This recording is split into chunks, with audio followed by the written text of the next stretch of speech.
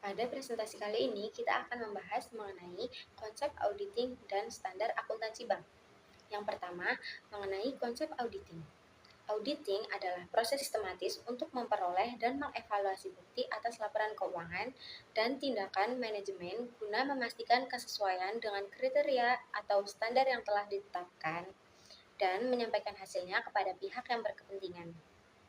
Selanjutnya, ada konsep dasar auditing. Menurut Maus dan Saraf, konsep dasar auditing terdiri atas 5 elemen. Yang pertama, yaitu bukti atau evidence.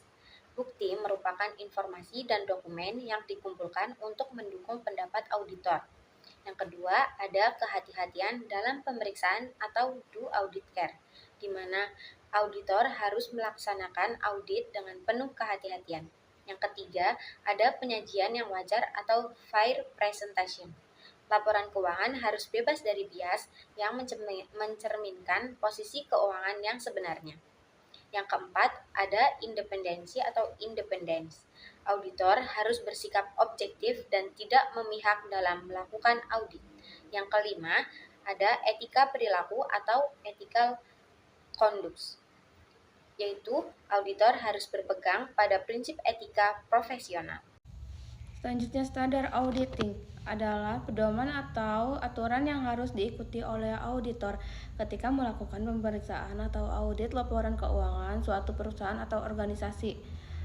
Standar auditing ditetapkan oleh Institut Akuntan Publik Indonesia atau IAPI dan terdiri dari 3 kategori utama, yaitu ada standar umum mengatur tentang syarat auditor seperti keahlian, sikap mental independen, dan kehati-hatian. Contoh, seorang auditor yang memeriksa laporan keuangan bank harus memiliki latar belakang pendidikan dan pelatih auditing yang memadai. Dia juga harus objektif dan tidak memihak, misalnya tidak boleh menerima hadiah dari pihak yang diaudit agar hasil audit tidak bias.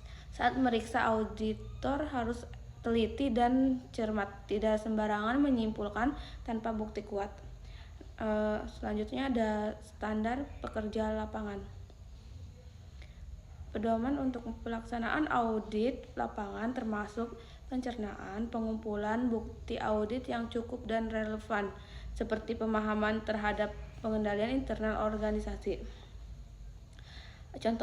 Contohnya yaitu sebelum memulai audit laporan keuangan bank, auditor membuat rencana kerja audit dengan menentukan area risiko tinggi seperti pinjaman macet. Auditor mengumpulkan bukti berapa dokumen kredit, konfirmasi saldo bank, dan hasil wawancara staf. Dia juga mengevaluasi apakah bank sudah punya prosedur pengenalan internal yang kuat, misalnya tentang tata kelola pemisahan fungsi antar divisi risk, manajemen, dan kredit. Selanjutnya, standar pelaporan mengatur bagaimana auditor harus melaporkan hasil audit, apakah laporan keuangan sudah sesuai dengan standar akuntansi yang berlaku. Contohnya, setelah audit selesai, auditor membuat laporan yang menyatakan apakah laporan keuangan bank sudah disusun dengan benar dan sesuai dengan standar akuntansi. Jika dapat temuan seperti adanya salah kaprah dalam pencatatan aset, auditor harus menghukumkan permasalahan itu secara jelas dalam laporan agar manajemen dan pangku kepentingan bisa mengambil tindakan perbaikan.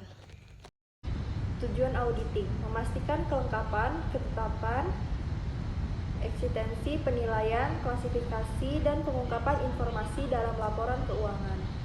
Lalu poin kedua, dan menilai apakah laporan keuangan yang telah disusun sesuai standar akuntansi dan regulasi. Standar akuntansi bank. Standar akuntansi keuangan yang berlaku untuk bank di Indonesia mengacu pada Pernyataan Standar Akuntansi Keuangan atau PSAK yang disusun oleh Dewan Standar Akuntansi Keuangan atau DSAK Ikatan Akuntan Indonesia. Bank menggunakan standar akuntansi yang relevan dengan karakteristik operasional bank, termasuk PSAK, untuk instrumen keuangan dan transaksi perbankan. Untuk Bank Perkreditan Rakyat atau BPR menggunakan standar akuntansi keuangan entitas tanpa akuntabilitas publik atau SAK ETAP. Tujuan standar akuntansi bank yaitu menyajikan laporan keuangan bank secara wajar, transparan, dan dapat dialihkan. Kenapa harus memastikan dapat dialihkan? Karena memastikan pelengkapan, ketepatan, ekspedisi, penilaian, klarifikasi, dan pengungkapan informasi dalam laporan keuangan, menilai apakah laporan keuangan yang telah disusun sesuai standar akuntansi dan regulasi. Yang kedua yaitu memenuhi regulasi perbankan dan prinsip tata kelola yang baik oleh good governance. Dalam standar akuntansi keuangan yang berlaku untuk bank di Indonesia mengacu pada pernyataan standar akuntansi keuangan PSAK yang disusun oleh Dewan Standar Akuntansi Keuangan DSAK Ikatan Akuntansi Indonesia. Bank menggunakan standar akuntansi yang relevan dan karakteristik operasional bank termaksud PSAK untuk instrumen keuangan dan transaksi perbankan. Untuk Bank Perkreditan Rakyat BPR menggunakan standar akuntansi keuangan entitas. Lalu yang ketiga yaitu memudahkan pengawasan oleh regulator dan memberikan informasi yang jelas bagi pemangku kepentingan.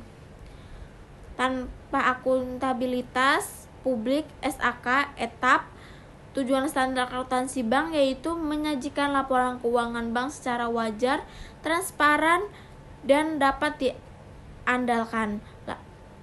Lalu memenuhi regulasi perbankan dan prinsip tata kelola yang baik dan good governance, memudahkan pengawasan oleh regulasi dan memberikan informasi jelas bagi pemangku kepentingan. Selanjutnya kesimpulannya yaitu